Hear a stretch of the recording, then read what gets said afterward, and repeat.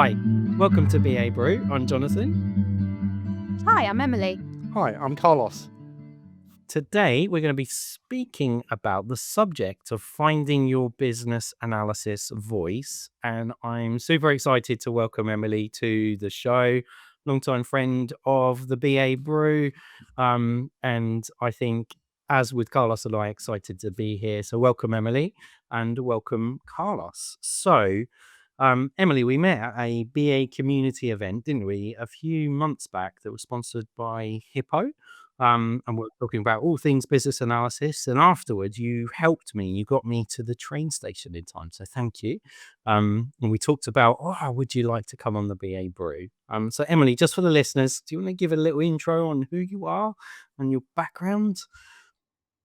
I'm Emily. I am currently the head of the business analysis profession at the Department for Education, which I think is quite a posh title for I've been a BA a while and I really, really love the job and I particularly love my job. I fell into business analysis, which I'm sure many people say is the case. And it was a little bit of a tricky start. But once I did my first BA role, people around me said, "Of course you're a BA. Why would you thought about being anything else?" And I've always held that very true to my heart. I get wooed by other professions, and then I always return back to being a BA and the breadth and beauty of the role of being able to do a bit of everything all the time, but helping wherever you go, making stuff better. Wow. Thank you. Right. I'd love to dive into some of that when you first joined the BA profession, because I know you've got a story about that. Are you happy to share it, or is that not for No, another? it's absolutely fine. So I started in graduate program a few years ago now, just a few. And there was a bit of an opportunity to kind of go all around the business and get a taste of this profession, that profession. For various reasons, my actual first year in that employment was weird and wonderful and random. And then I was told, go speak to the heads of profession, go find out more. And I thought I wanted to be a BA. I went to speak to the head of the BA profession, and I have no idea whether he was having a bad day or he thought I was somebody else. But he said to me in our sit down, "I've seen the work you've done. I've looked at what you can do. I don't think you make a very good business analyst, and I don't want you anywhere near my profession." And he got up and walked off. And that was my first encounter with a BA head of profession. So I went off, spoke to a few others, and the head of the test profession was like, "Yeah, we really, really want you." Now, of course, possibly there was a bit more going on there that the organization needed more testers. But I went through becoming a bit of a dev for a while and then got into the test profession. So my first vocational qualification was the test foundation. And that's actually always stood me in good stead for everything I've done as a BA. But that initial experience of being effectively rejected and confused obviously pushed me away from the profession. And then I meandered my way back to it. Wow. But then to go from that moment with that person saying, I don't want you anywhere near my profession, to being ahead of a quite a large and important business analysis team, but also on the BABrew podcast with Carlos and I, that's someone that's found their voice, I would suggest, in business analysis. So I'm really pleased that you're here.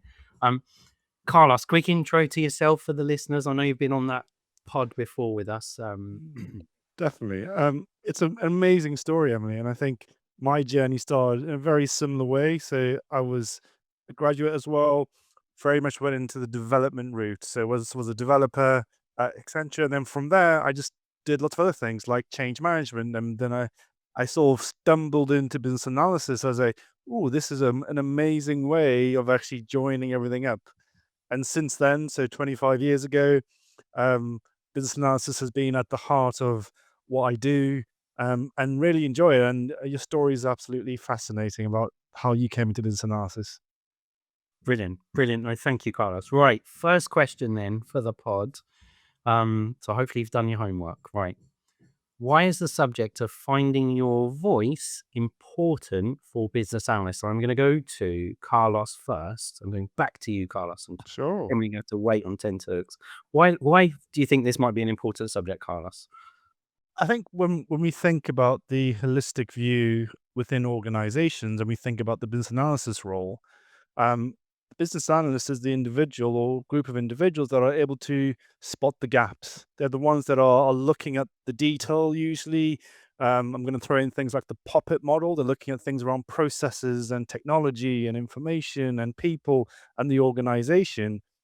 And it's really important because if they're not heard early enough, teams will start to build the wrong things. As a previous developer, I'd know that I'd depend upon the analyst to actually help me understand what needs to be created, developed. Um, but also, when we think about that holistic view again, leaders often set the direction of we're going to achieve X or Y, and this is our strategy.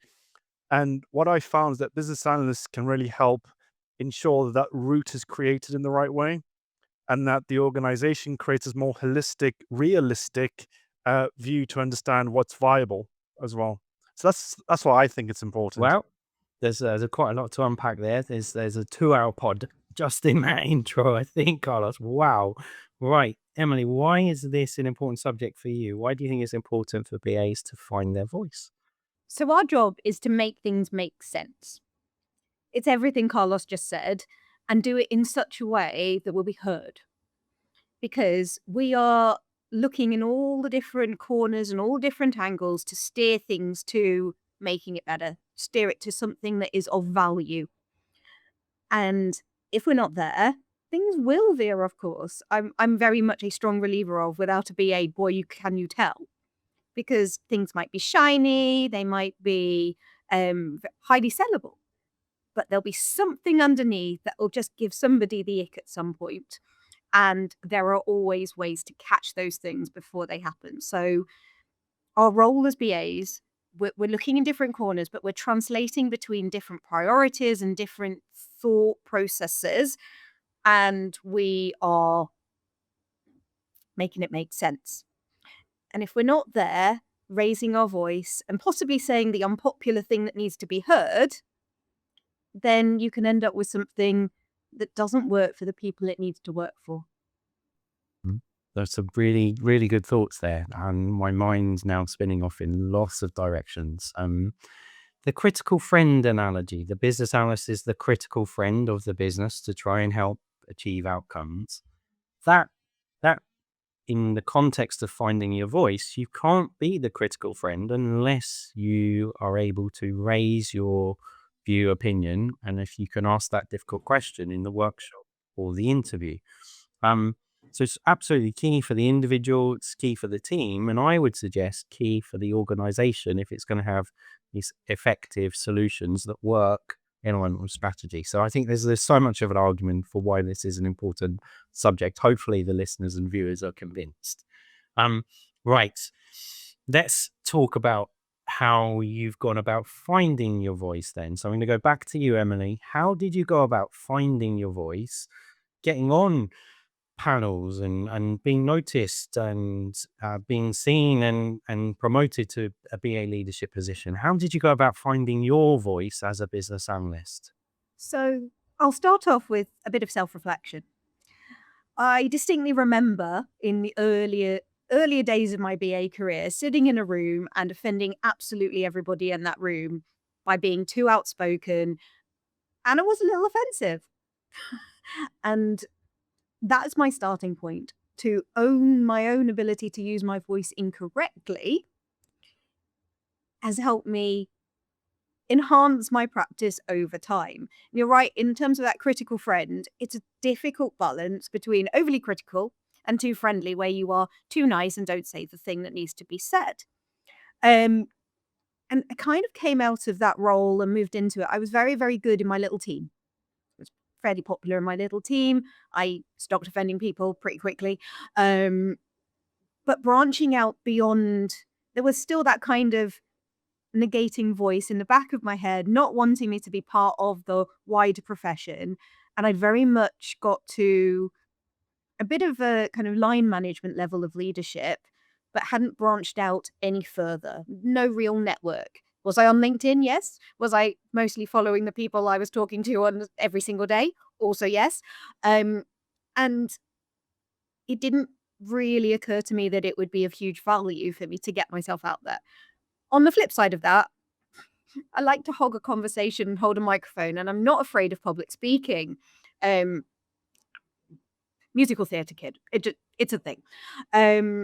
So as I got out of the place I was working and I moved into public sector, and my eyes were opened to so many different ways of approaching business analysis. And there was a gap where I work, and I ended up very, very privileged to be in this leadership position. But you can't do a role like the one I'm in now as a complete island. You need peers. Peers are really, really important. At all levels, peers are important. And that was the switch. I have a great colleague in the product profession here at the FE who made some introductions for me. And that is kind of my other kind of top tip for getting out there and networking is start with a friend. A friend will introduce you to their friend, to their next friend. And that is the real network building. But it was my need for peers that got me to say I had to step out of my comfort zone to make new friends. So it kind of sounds like that need for influence, not for the sake of it, but in order to influence outcomes, elevate the profession, the team. That kind of sounds like it was that helped flick the switch in terms of you had the voice and you could use it, but you were choosing not to. But then you're like, right, I am going to do this and go find my peers. And then you've started to, with things like today being on the podcast, find that voice in industry forums, conferences, seminars, and whatnot as well. So that's quite cool. That's quite a journey. Carlos, what about yourself? How did you go about finding your voice? And I've seen Carlos present on stage at industry conferences very eloquently, very confidently, and you've been doing this for years. How did you go about finding your voice, Carlos? I think there were two key things. One was the quick wins angle. So it's always about how do you showcase the strengths that you can bring within business analysis, and how can you showcase why business analysis is really good. And what I found quite early on is bringing the innovation, bringing the ways of working, bringing the not just the templates, but actually applying that to various techniques meant people went, oh, this is quite good. What is this? I'm like, it's called business analysis. It's a way of thinking as well as a way of working. And then it became more than just a buzzword. It became okay, this is a profession where we can help co-create some more value. And then you go, oh, that's interesting. So part one for me was really understanding the quick wins. The second thing, and Emily mentioned it, it's network. And I always look at organizational change as a whole as something that you should be doing through and with people rather than to people. I think it's very easy for individuals to create a change and then go, okay, it's happening. Whereas business analysis actually helps sort of go, well, actually, this is how it might happen. And then when you start thinking about the widespread of business analysis skill sets in the service framework, you can go, well, they're involved from the business case stage all the way through to some being involved in the testing and benefit realization. So what I used to do quite often is actually be part of the whole project lifecycle, and therefore being engaged and articulate and go, oh, well, this is what happened early on in the project, and this is why we need to do it. And having that joined up traceability across all the phases actually helped me have a voice in different ways, because it helped me become more than just a business analyst, but more of an expert at what was being delivered and how it was being delivered. Brilliant. So many things I want to dig into, and we're not going to have time to go into them. I'm going to answer my own question though. How did I start to find my own voice as a business analyst? I think was by solving problems for people. People started to notice that I was solving problems, and then they were a little bit inquisitive, maybe a little bit like yourself, Carlos. Well, how did you do that? Well, I've gone and studied this and I've really practiced and tried to make this the outcomes as good as possible. And it's by demonstrating the outcomes and the solving of problems, realizing opportunities. That's one of the ways that you can gain influence.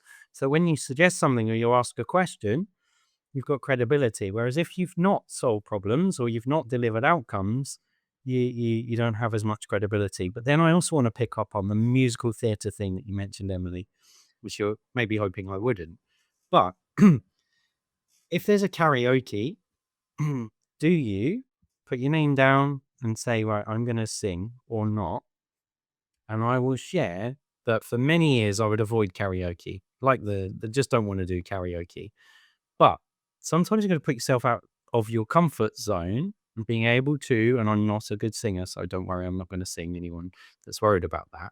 But being able to put your name down and to stand up in front of a room of people and sing, I think there's skills there that you're learning that you can translate into facilitating a workshop, into delivering a presentation. But sometimes it's about taking yourself outside of your comfort zone. Emily, are you the first name down when karaoke is on, or do you avoid it? Yeah, it's a bit of both. I can sing. There, I can sing. And that's sometimes actually what stops me joining in on karaoke, because I know I can sing and I don't really need to prove that. But also, then what if I suddenly have a moment after, a drink or two where I'm like, just forgot all skills that I ever had? It's yet to happen. But also, I want everyone else to share the platform. But but the singing thing, it kind of fall into a different confidence category.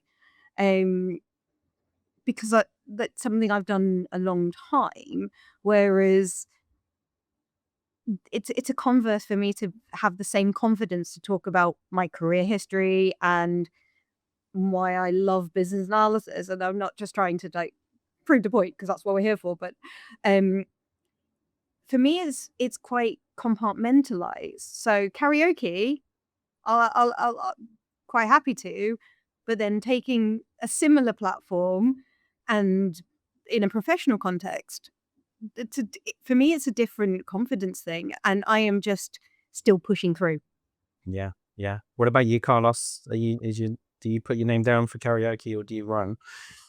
Not a chance. I'd run away as quick as I can. So I'd rather speak to 1,000 people about business change, business analysis, than sing to 5 people. So that's my go-to is not singing. Brilliant, brilliant. And you weren't expecting a question about karaoke. It certainly wasn't on the question list today, was it? Right. What about challenges? Any challenges that you've faced in finding your voice? And I'll go to Carlos. Any challenges you've encountered, hurdles that you've had to overcome? The biggest one is perception. Individuals' perception of, well, why do you need to do business analysis? What is this business analysis thing? And I found that when you're trying to articulate the benefits and the outcomes that could be achieved with an individual that might not have a growth mindset or be open to it, it becomes extremely challenging to have a voice because you're just shut down each time. So for me, that's probably the biggest one I've faced over the years. Mhm. And then same question for yourself, Emily. Any challenges you've encountered, impediments to getting your voice heard?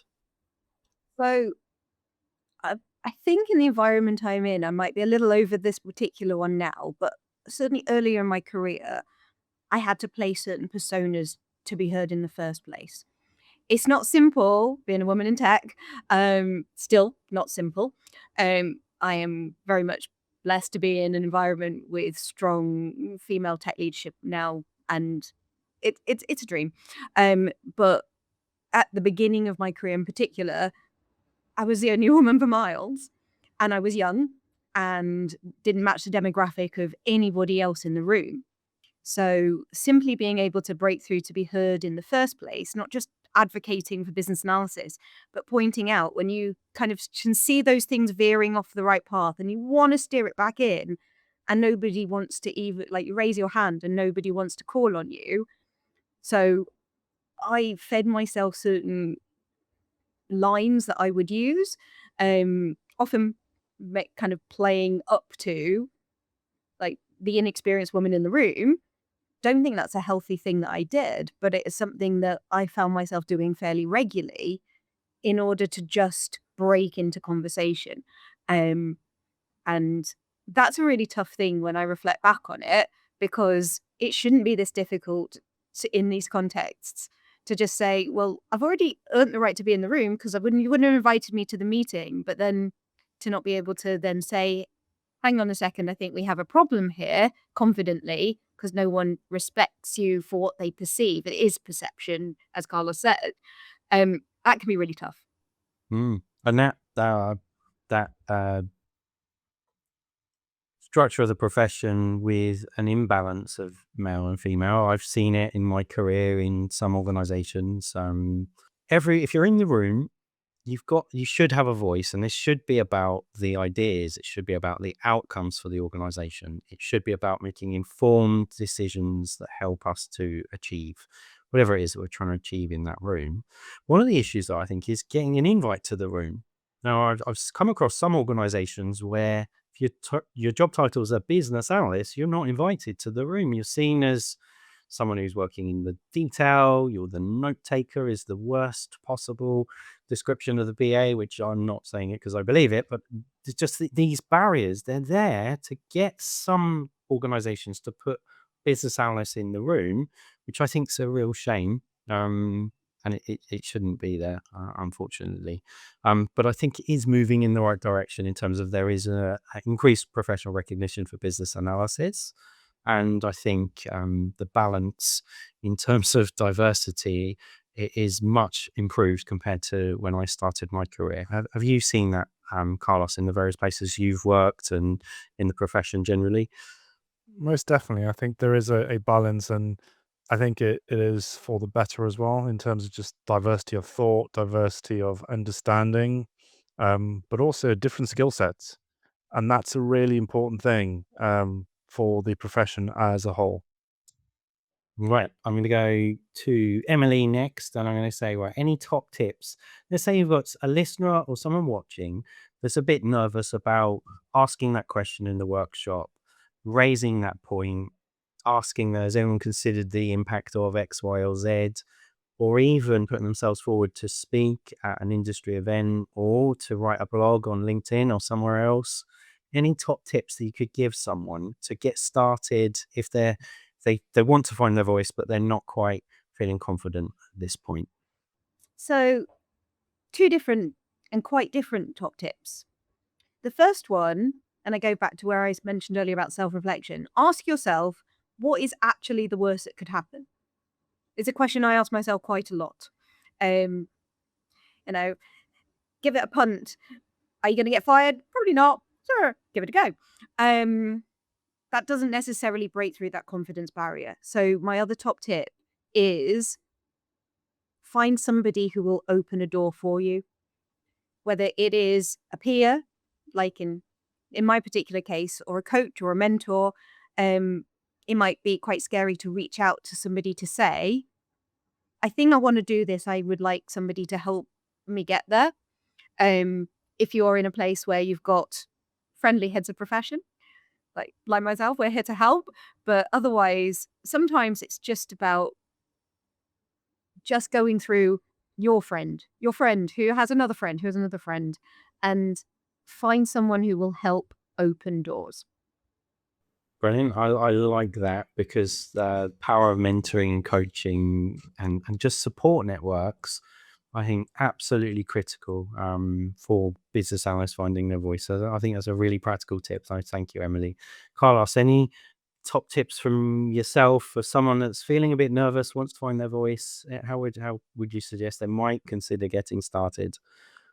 So I had three that I was thinking about when you asked that question, Jonathan. You mentioned one of them already about mentoring and coaching, which I think is when you're starting out in your career, or even if you're an experienced individual, actually having a coach or mentor, I found, can be extremely helpful at just helping you think through what to do and actually how to find your voice.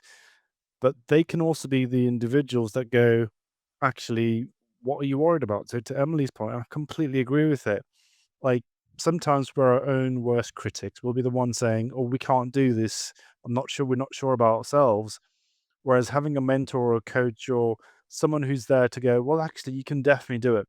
You're skilled. You're very good at what you do," can just help build that confidence level up. I think the other thing that I like doing is around the conference side of thing, the forum side of things, where you're going and meeting others in the industry. And what happens there is that rather than it being within a workplace only, you're actually starting to get an understanding of what others are doing. And the more you share with individuals, the more you start to find out that everyone has similar potential issues.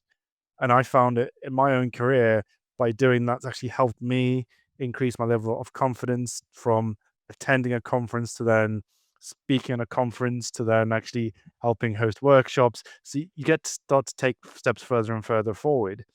And then the last one is showcase your skill set through both what you do, but also what you say. And this is a very important thing that I learned fairly early on is that people are looking for this congruence, this match between what you do and what you say. So if you're amazing at articulating various things, but when it comes to actually delivering the outcomes, you don't deliver, no matter how good you are at talking about them, that credibility is lost. So therefore, it's about matching the two, delivering and articulating. I have some really useful tips there. I'm going to answer my own question now. Why not? Reading. Pick up books, and I'm going to share some of my favorite books. Stephen Covey, Seven Habits, really useful. And then this one's sometimes not as well regarded. The Eighth Habit is all about finding your voice and helping others to find theirs. So reading, I think, is a key thing for you to find your voice because you're learning from others through reading. But then I'm also going to say practice. So if you want to find your voice in that workshop, you've got to practice using your voice. Start small, build yourself up, listen to feedback, be self-aware, but practice, practice, and practice. So that it becomes authentic. It is authentic, and it becomes natural. That when you see a gap, when you see a problem or a risk or opportunity, you raise your hand and you raise your voice. Right. So we come towards the end. Emily, any final thoughts for our listeners and watchers today? Any final thoughts? I'm going to go back to one of my tips. What's the worst that can happen? We need great voices amongst our entire business analysis profession. You probably, if you're listening, watching, have one. What's the worst that can happen if you actually get it out there? Brilliant, brilliant. And Carlos, any final thoughts from yourself? That was an amazing thought, Emily. I'm going to take a slightly different angle now in terms of I truly believe that stronger, better decisions can be based upon the analysis work rather than potential guesswork. Brilliant, brilliant, and do the work, do the analysis. Yeah, it gives you that confidence. You're objective. It's data driven. Yeah, I think some really good tips there. Last tip, then I'll just share one. Help others. So while we're on this podcast today, we've all prepped for it and been nervous or excited about today's pod. Help someone else. We're all here. We're sharing our insights and knowledge with you on today's recording. But we're doing that because other people have helped us in our careers. And we've talked about mentoring and coaching. But how might you help that junior BA, that aspiring BA to find their voice and not hopefully give the first impression that Emily had when she said she wanted to be a BA? How do we help the next generation of BAs to find their voice? So please do that if you can. Right. That's the end of, or coming towards the end of today's pod. So I want to thank everyone for listening and watching. I want to thank Carlos and Emily for joining in on the discussion. And just want to say, if you found today's pod of interest, you think it might be useful for someone, please do like it, do share it with your colleagues and subscribe on your preferred platform. And if you want to appear on the BABrew, you've got an idea for something you think we should discuss, you want to find your voice on the pod, email us at babrew@assistkd.com. Thank you.